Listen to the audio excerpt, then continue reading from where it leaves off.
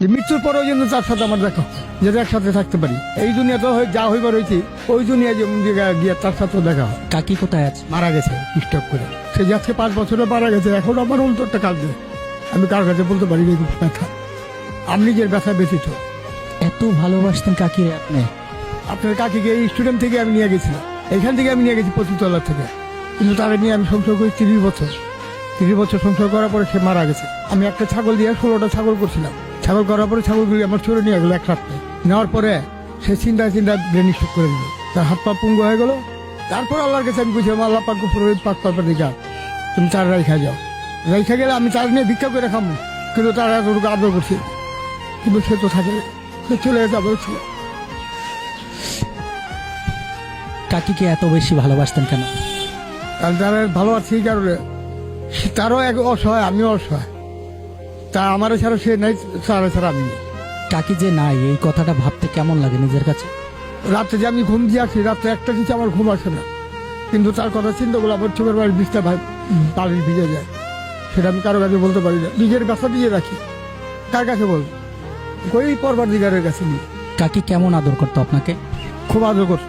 আমি বাসায় গেলে আমার ভাতটা বেড়ে দিত, গোসলের পানিটা ভরে দিত, আমি গোসল করুন সে পানিটা দিত, সেটা একটু কষ্ট দিত, আমার পয়লা নিয়ে আমার ভাত খাইতো, তারপর সে নিজে খাইতো। কাকির সবচেয়ে কোন স্মৃতিগুলো বেশি মনে পড়ে? সে একটা আমার গোলসান মানা গেছে, আমার রিক্সা চালানোর পয়সা দিয়ে। মৃত্যুর পরেও তার কাছাকাছি থাকতে চান? চাইতেছি আল্লাহ পাক যদি এটা কবুল করে আবার এরপরে একটা, এই আমি তার কাছে আপনার করে আর কিছু ছিল। ধন সম্পদ আমি বুঝিয়ে দিতাম, আজকে ঢাকা সিটির ভিতরে আমি 5 তলা বাড়ি 6টা করতে পারতাম, কিন্তু সে লোক করিনি আমি। কারো চেনা পয়সা আনুম সেই হিসাব কিতাব করিনি।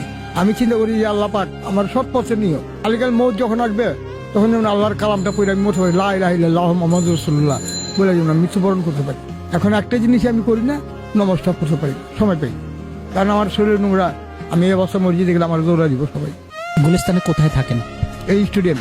রাত যাপন করেন এই খোলা আকাশে নিচে? এছাড়া কোথাও যাবো? একটা ঘর ভাড়া নিতে গেলে 3000 থেকে 4,500 টাকা দিতে হয় ভাড়া। কেন আমি রিক্সার কাজ চালাই, এখন কয় টাকা কামাই? 300 কামাইলে আমার লেগে অনেক।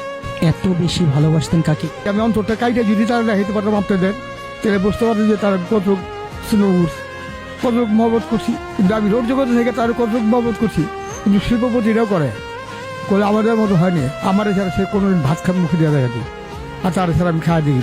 আমি যে রিক্সা চালিয়ে দিয়েছি, সে আমার অপেক্ষা করেছি। ভালোবাসা ধন সম্পদে যদি হইতো, শাহজাহান, সম্রাট শাহজাহান সে আগ্রার তাজমহল করছে কেন? ভালোবাসার জন্য। সে টাকা পয়সার দিকে পরবা করেনি, কিন্তু সেরকম দামে আমার সমর্থন নাই। তার স্মৃতি একটা করে রাখুন, তার স্মৃতি একটা যে করে রাখুন, সেই সম্পদ আমার নাই। আমার যদি থাকতো আমি ঠিকই করে রাখতাম, অন্তরে রাখছি। এখন খারাপ লাগে না এই বয়সে রিক্সা চালাতে হয়, খোলা আকাশের নিচে ঘুমা? খারাপ লাগে, কি করুন?